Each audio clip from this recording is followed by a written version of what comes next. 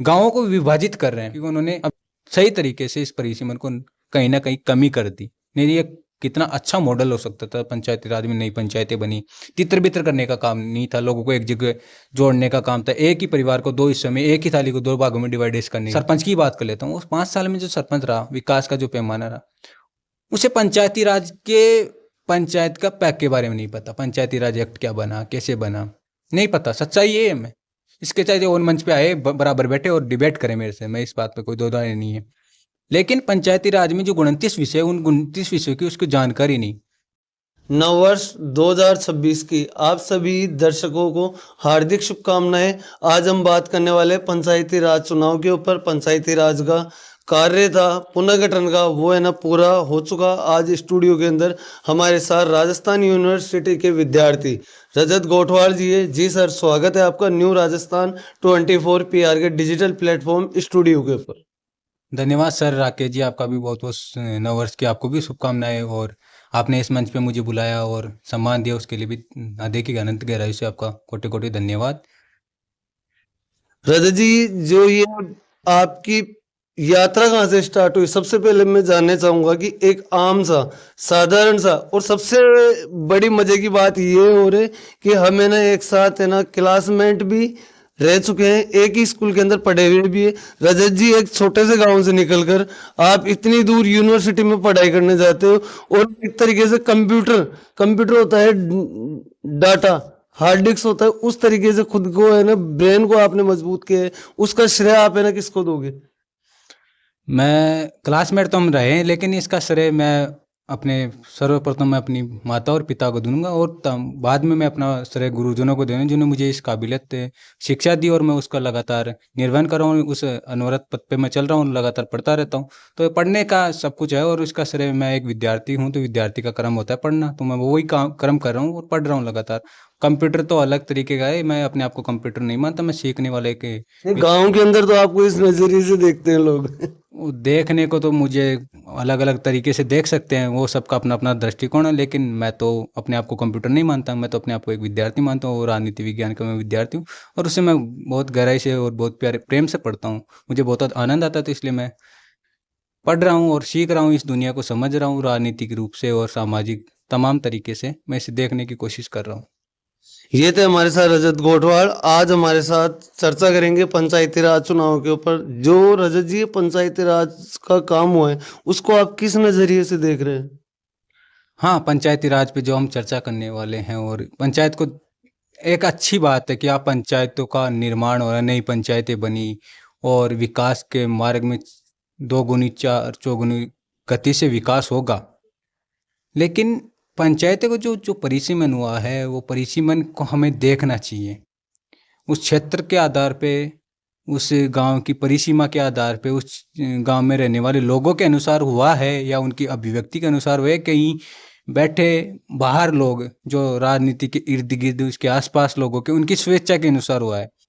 गांव की इच्छा के अनुसार हुआ तो अच्छी बात है, लेकिन किसी राजनीतिक एजेंडों के माध्यम से एक गांव का परिसीमन हुआ तो वो कहीं ना कहीं गलत है। मैं इसे देखता हूँ। वैसे अच्छी बात है, परिसीमन हुआ, नई पंचायतें बनी, और लगभग 3000 के आसपास नई पंचायतें बनी। ये अच्छी बात है, सरकार ने बनाई, और इसका इलेक्शन अप्रैल में होने वाला है। गांव में नई भागीदारी, नया विकास, नए चेहरे और नए सपनों के साथ लोग आएंगे और विकास करेंगे, ऐसी अपेक्षा है, और ऐसी विकास होगा। मैं ऐसी मुझे ऐसा लगता है। ये पंचायतों का पुनर्गठन हुआ है, किसको फायदा और किसको नुकसान हुआ है आपके अनुसार? इसमें फ़ायदा नुकसान तो अभी हुआ ही नहीं, अभी इलेक्शन होंगे अप्रैल में, उसके बाद में जब पता चलेगा किसको फ़ायदा हो किसको। हाँ, ये एक ज़रूर सवाल है कि परिसीमन क्या वास्तविक रूप में उस आधार पे हुआ है जो वहाँ के नज़दीकी सीमावर्ती क्षेत्र थे। जैसे मैं एग्जांपल लूँ इसका, अच्छा सा एग्जांपल, मैं बुधड़ा पंचायत में आता था पहले, अब मेरी पंचायत जो नई बनी है वो छोटा गुड्डा है, और उसके पास एक गाँव है रकाबास, उसके पास एक गुडलिया। ये तीन चारों गाँव मेरे आसपास इर्द गिर्द ही है, और छोटा गुड्डा भी मेरे पास में ही है, मतलब 6 किलोमीटर दूर है मेरे गांव से। लेकिन मेरा मूल ग्राम पंचायत जो बुथेड़ा 2 किलोमीटर थी, दूसरी पंचायत जो छोटा गुड्डा जो बनी है हमारी नई, वो मेरे से 6 किलोमीटर दूर है। तो मुझे नई पंचायत में जो डाला गया है वो सरासर गलत है।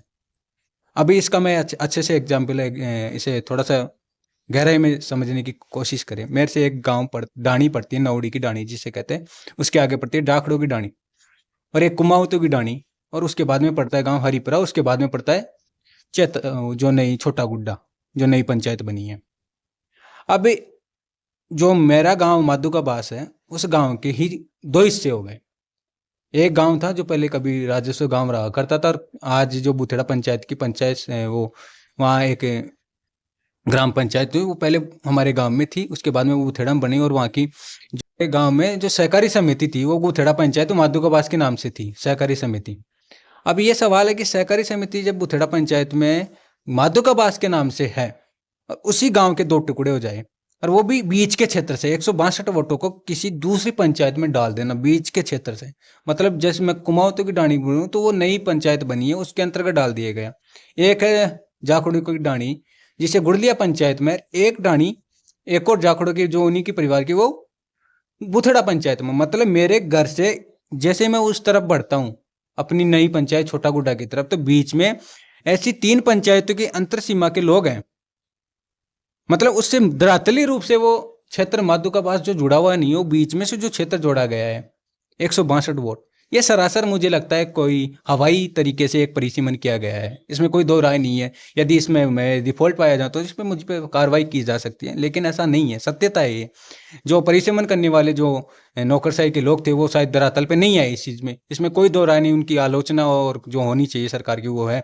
इसके पीछे एक सबसे बड़ा कारण है जो नेताओं के इर्द गिर्द जो चमचे लोग हैं, चमचे लोगों को मैं सीधा कहता हूँ, वो लोगों ने अपनी स्वेच्छा के अनुसार, उनके हितैषी लोग नहीं, उनकी पार्टी की विचारधारा के लोग नहीं होंगे, उन लोगों को उन्होंने ऐसे ही ऐसा एग्जाम्पल हिरियाकाबास में जैसे आप ही हो राकेश जी, आपको बनाया है।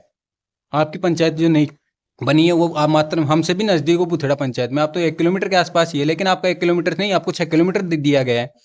तो ये कहाँ का परिसीमन है? मतलब आपके नजदीक जो क्षेत्र था उसको देना चाहिए था, लेकिन आपको एक ऐसे क्षेत्र में जहां आपको कुछ भी काम हो पंचायत से रिलेटेड, पटवारी से हो या ग्राम सेवक से या सरपंच से हो, आपको 6 किलोमीटर जाना पड़ेगा, और उस गांव को विकास होने में अभी 10 साल और लगेंगे। अभी पंचायत बनेगी, वहां पंचायत है नहीं, कहाँ चलेगी, कैसे चलेगी, इसका स्वरूप नहीं है। ये तो घोषणा हो गई, बिल्डिंगें बनना है, पंचायत संस्थाओं का संस्थागत विकास होना बाकी है। तो संस्थागत विकास के बिना ये शायद मुझे लगता है अधूरा सा प्रोजेक्ट दिखता है, एक परिसीमन बनना। और मान लो बनना अच्छी बात है, लेकिन वहां धरातलीय स्वरूप में वो संस्थाएं मौजूद करो पहले। अब जैसे बना दिया आपने, अच्छी बात है, सरपंच प्रतिनिधि आएंगे, नए वार्ड पंच बनेंगे, नए विकास होगा, रोजगार के अवसर होंगे, नए ग्राम पंचायत में नए सचिव आएंगे, पटवारी बनेंगे, ऐसे तो अच्छी बात है बनना। और लेकिन क्या मूल रूप से जैसे मेरे गांव के दो हिस्से हुए 162 वोट, वो उस गांव की सीमा से बहुत दूर है, धरातलीय रूप से भी, कामकाज के रूप से और राजनीतिक रूप से भी पिछड़ेंगे वो लोग, क्योंकि वो बीच का क्षेत्र है। वो क्षेत्र मूल पंचायत से जैसे हम नजदीक है कि गुड़िया पंचायत के वाले लोग करवा देंगे, बुथेड़ा पंचायत के लोग करवा देंगे, या जो बागावास नई पंचायत बनी है वो लोग करवा देंगे। वो 3 पंचायतों से घिरा हुआ क्षेत्र जो छोटा गुड्डा क्षेत्र है, उस सीमा से भी नहीं लगता। और यदि ये वार्ड बना तो इस वार्ड का विकास शायद मुझे लगता है राजनीतिक रूप से नहीं हो पाएगा। तो ये सरासर परिसीमन, ऐसे ही बहुत सारे गांव हैं राजस्थान में से। एक एग्जांपल में यूनिवर्सिटी में पढ़ता हूँ, तो ये यूनिवर्सिटी में मेरे साथ मेरे दोस्त आपस में चर्चा दर्ज करते हैं, तो अलग अलग नागौर की भी ऐसी घटना है, जैसलमेर की ऐसी घटना है, इसके अलावा बांसवाड़ा में ऐसी घटना है, हमारे चोमू तहसील के अंतर्गत ये बीलपुरा, इधर आमेर तहसील की ऐसी घटना है। ऐसे बहुत से ऐसे क्षेत्र हैं। मैं तो ये वो क्षेत्र है जिनसे हम विद्यार्थी आपस में चर्चा करते हैं, तब मुझे इस चीज़ का आकलन हुआ। लेकिन मैंने जब इस क्षेत्र को मैं अपने गाँव में आया और उसे मैंने धरातली रूप में देखा, तो सही ये परिसीमन ही थोड़ा, इसे सिस्टमेटिक करना चाहिए, एक विधिवत करना चाहिए, धरातल पे देखना चाहिए। ये लोग सच में उस क्षेत्र से जुड़े हुए, नजदीक लोगों को नजदीक क्षेत्र में दो। जो सीमावर्ती जो छोटा गुड्डा पंचायत है, उसके आसपास की जो डाणियाँ थी, इन क्षेत्रों को सबसे नजदीक तो ये लोग पढ़ते थे, लेकिन वो सीधा रास्ता भी नहीं है ना। जब आपको, मुझे छोटा गुड्डा जाने के लिए एक तरफ तो नांगल हिराकाबास, उधर जाके लगभग 11 किलोमीटर चक्कर लगा के जाना पड़ेगा मूल पंचायत में जाने के लिए। यदि मुझे दूसरा रास्ता, यदि गुड़लिया जाऊँ, गुड़लिया से छोटा गुड्डा, लादी मोड़ से छोटा गुड्डा, वो किलोमीटर 8 किलोमीटर, तो मूल रास्ता तो मेरा 8 नहीं है, यदि ये इतनी दूरी है। और सीधा तो वो दिखता है कि यहाँ सीधा ही है, सीधा जाने के लिए रास्ता ही नहीं है। खेती किसानी की जमीन है, उस क्या उससे लोग अपना काम करवाने जाएंगे? उनसे विकास होगा? धरातली विकास के लिए लोगों को उस पंचायत से जुड़ना होता है। गांव का एक क्षेत्र होता है, क्रम भूमि होती है, गांव एक ईश्वर होता है, उस ईश्वर के अंतर्गत रहते हैं, उसमें अपनी कर्म भूमि, अपने सब चीज़ें करते हैं, तो उस कर्म भूमि के पास जुड़ाव महसूस रहता है, उस जुड़ाव के अंतर्गत व्यक्ति जुड़ाव ही नहीं कर पा रहा। नए लोग होंगे, भारतीय लोग हैं, वो भी अलग नहीं है, लेकिन जिस क्षेत्र परिवेश में आप रहते हो, थोड़ी सी राजनीति की अभिरुचि सभी की होती है। अपने लोग हो तो परिवार में थोड़े से किस्से अच्छे हो जाते हैं, वो किस्से नहीं हो पाएंगे, वो कहानियां नहीं बन पाएगी जो पंचायती राज में इलेक्शन के अंतर्गत बनती थी, वो शायद वो कहानियां अधूरी रह जाएगी। जो पंचायतों के बारे में बताया जाता है, पंचायतों की ये कहानी, ये ऐसी कहानी है, वो कहानियां शायद मुझे लगता है इसे जातिवादी रंग के अंतर्गत धूमिल होती दिख रही है। एक बात और रजत जी, आप एसटी एससी जनरल और ओबीसी, जिस गांव के अंदर 3-4 घर एसटी के हो या चाहे ओबीसी के हो, तो उनको है ना आप है ना किस है ना नजरिए से देख रहे हो? पूरी पंचायत की सपोज डेट 2000 आबादी है, 2000 में से 50 वोट एसटी एससी के हैं, तो उनको आप है ना किस नजरिए से देख रहे हो? उनका तो फिर शोषण हो रहा है ना एक तरीके से। राजनीति के अंदर वो तो है ना खुद का है ना वर्चस्व आने वाले 2, 4, 5, 10, 20 साल तक है ना दिखाई नहीं सकते। देखो, यदि एक पंचायत में आबादी 2000 और उनकी मात्र 2% जनसंख्या है, हाँ 2% जनसंख्या, तो परिसीमन के अंतर्गत रोटेट सिस्टम, ये प्रतिनिधित्व का सिस्टम चलता है। इस बार यदि एससी की सीट आई तो अगली बार एसटी की आएगी, अगली बार ओबीसी की जनरल में आ जाएगी, तो ये रोटेट सिस्टम में चलेगा। आप इसको एक जगह नहीं रोक सकते। मतलब इसमें सत्ता की भागीदारी आपको यदि है, उसमें इसमें कोई दो राय नहीं है कि आप किसी समाज से हो, किसी ताल्लुकात से रखते हो, राजनीतिक रूप से आप उस क्षेत्र में आप हिस्सेदारी लोगे जब आपका विकल्प खुलेगा। मतलब एक व्यक्ति कह दे कि मैं 20 साल बना रहूंगा सरपंच, तो ये उसकी गलत धारणा है कि मैं इस समाज या इस जाति से, इस जाति मुझे कोई हटाने वाला नहीं है। तो ये सर्कल चलता रहेगा, इसलिए ये स्थायित्व नहीं है। पहले हो सकता था कि यदि उनकी जनसंख्या नहीं होती तो शायद यदि एक व्यक्ति एससी का है, एक व्यक्ति एसटी का है, यदि और फिर तो उनको वो एक व्यक्ति के लिए वहाँ सीट रिजर्व होगी। इसमें कोई दो राय नहीं, राजनीतिक रूप से वो लोग मजबूत रहेंगे, इसमें कोई डाउट नहीं है। इससे फायदा होगा या फिर नुकसान गांव के विकास के अंदर? फायदा ही, नुकसान तो देखो, नुकसान की तो हम चर्चा तब कर सकते हैं जब इसका नया मॉडल जब इम्प्लीमेंट अप्रैल के बाद में होगा, और उसके बाद में जब 5 साल के जो कार्यकाल गुजरेगा उसके बाद में देखेंगे कि क्या कैसा रहा। जैसे अभी एससी का सीट आ गई एक मिनट के लिए, मान लो छोटा गोटा के अंतर्गत, अब सरपंच कैसा बनता है उसकी नियति पे, उसके कर्म पे और उसकी पॉलिसी मेकिंग पे काम होगा। जनता की इच्छा क्या है, विकास में कैसी करवाना चाहती है। सबसे पहले मुझे ये लगता है कि पंचायत को पंचायती राज का मॉडल समझने की जरूरत है, जो 73 और 76वें संविधान संशोधन के बाद हुआ। और ये मॉडल इतना क्लासिकल मॉडल है कि प्रत्यक्ष लोकतंत्र कहीं देखने को मिले भारतीय लोकतंत्र के अंदर तो वो पंचायती राज के अंतर्गत मिलेगा आपको। पंचायती राज के अंतर्गत कितनी प्रत्यक्ष भूमिका, वार्ड सभा की देखो, ग्राम सभा की देखो। अब वार्ड सभा में जो निर्णय लिया गया है, वो निर्णय चैलेंज नहीं कर सकता सरपंच से, सरपंच हो या सचिव हो, ग्राम सचिव, वो उस चैलेंज में निर्णय लिया, उस निर्णय पे कार्य होना जरूरी होता है। अगली मीटिंग से पहले वो काम होना चाहिए। प्रत्यक्ष भागीदारी, यदि उस यदि ग्राम सभा जो हो रही है या वार्ड सभा हो रही है, उस वार्ड सभा के अंतर्गत गांव में जो पंचायती राज में जो 29 विषय हैं, पेयजल की समस्या, पशुधन की समस्या, आवारा पशुओं की समस्या, अवैध खनन की समस्या, पानी की टंकी की समस्या, या शौचालय निर्माण, विद्यालय, मेले, तमाम वो चीजें जो इसके पंचायती राज के अंतर्गत है, उन समस्याओं को जब हम देखें और उन समस्याओं पर जब पंचायत में प्रत्यक्ष रूप से लिखित उन पर जब कार्रवाई हो, और फिर उस कार्रवाई की सबमिट सचिव उसको आगे पहुंचाता है, उसकी अगली मीटिंग से पहले ऑडिट हो जाना चाहिए, वो कार्य होना चाहिए। तो कितना प्रत्यक्ष लोकतंत्र है, इस पर लोगों को जानना चाहिए कि पंचायती राज का कितना खूबसूरत मॉडल है। तो ये देखना होगा। इस आधे लोग तो इसे यही नहीं जान पाते कि ग्राम सभा क्या होती है, पंचायत में वार्ड सभा क्या होती है, वार्ड सभा में वार्ड पंच का क्या कार्य होता है, सरपंच क्या से कार्य कर सकता है। उनकी प्रत्यक्ष यदि की कोई वार्ड सभा तभी सफल होगी जब उस लोगों की 25% उपस्थिति होगी, यानी 1/10 सदस्य, गणपूर्ति नहीं होती तो वो वार्ड सभा मानी नहीं जाती। भारत में तो राजस्थान के अंतर्गत ही नहीं, पूरे भारत में ये पंचायती राज का मॉडल है। तो शायद मुझे नहीं लगता कि भारत में वार्ड सभा और ग्राम सभा आज तक मुझे पूर्ण रूप से सक्सेस हुई। कागजी रूप से सक्सेस है, वास्तविक रूप से कहीं मुझे मेरे 4 जो कंपलसरी बैठकें हैं वो भी नहीं होती, वो तो कागजों में ये अधिकारी गण और जो जनप्रतिनिधि हैं वो आपसी सहमति से इसे कोटा पूर्ति करें, नहीं तो सच्चाई ये लोगों को पता चल जाए और इसको जान ले तो शायद पंचायती राज का जो स्वरूप जो इस समय है और जो इस तरह से पिछड़ापन है वो शायद ये आज पंचायती राज का ये पिछड़ापन नहीं होता, इसे जानने की जरूरत है। रजत जी एक बात और कि काका ताऊ कि क्या है ना, राजनीति खतरे में है इस बार। काका ताऊ यानी बुजुर्ग है, उनकी राजनीति खतरे में इस बार। नया सिस्टम नया नया एजुकेशन का है उससे।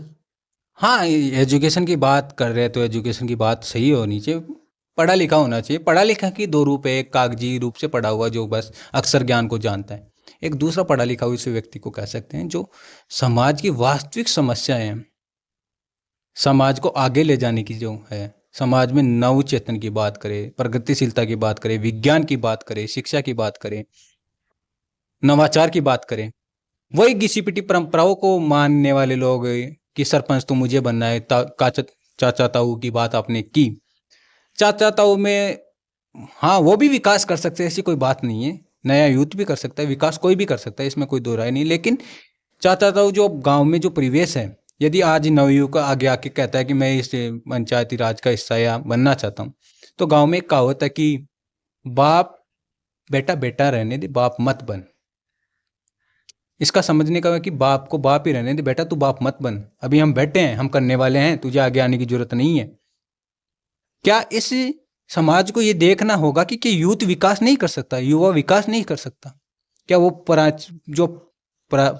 हमारी बुजुर्ग पीढ़ी है, जो चाचा ताऊ दादा दादी वो लोग हैं, वो सत्ता चलाने में सक्षम है, उनके अनुभव होता है उनका भी एक जीवन का अपना, लेकिन एक विचार जो बन रहा है, एक विज्ञान का युग आ रहा है, एक तकनीकी का युग आ रहा है, उस तकनीकी के युग में वो क्या लोग वो उस रूप में है, उन्हें क्या आधुनिकताओं की जानकारी है? मैं उनको नज़रअंदाज नहीं कर रहा, लेकिन जिस हिसाब से विज्ञान बढ़ रही है, जिस हिसाब से तकनीकी बढ़ रही है, जिस हिसाब से विकास का जो गति बढ़ रही है, क्या उस हिसाब से उन लोगों ने अपनी सोच का दायरा विस्तृत किया? सवाल ये होता है। जैसे मैं अपने पंचायत के सरपंच की अब जो मूल है, अभी होने वाली इलेक्शन की बात करें, होने वाली छोटा गुड्डा होगी, उसका कैसा सरपंच बनेगा इसकी बात नहीं करना, लेकिन मैं अपने सरपंच की बात कर लेता हूँ। उस 5 साल में जो सरपंच रहा, विकास का जो पैमाना रहा, उसे पंचायती राज के पंचायत का पैक के बारे में नहीं पता, पंचायती राज एक्ट क्या बना, कैसे बना, नहीं पता। सच्चाई ये है। मैं इसके चाहे जो मंच पे आए बराबर बैठे और डिबेट करें मेरे से, मैं इस बात पे कोई दो राय नहीं है, लेकिन पंचायती राज में जो 29 विषय, उन 29 विषयों की उसको जानकारी नहीं है। वो अपनी राजनीति के लिए वो सरपंच का काम ये नहीं होता। ये थे हमारे साथ में रजत गोठवाड़, मैं हूं राकेश कुमार। देखते रहिए न्यू राजस्थान 24 PR का डिजिटल प्लेटफॉर्म। और हाँ, पंचायती राज के ऊपर आपकी क्या राय है दर्शकों, कमेंट में जाके जरूर बताइएगा। वीडियो पसंद आए तो लाइक करें, शेयर करें, सब्सक्राइब करें। जय हिंद, जय भारत।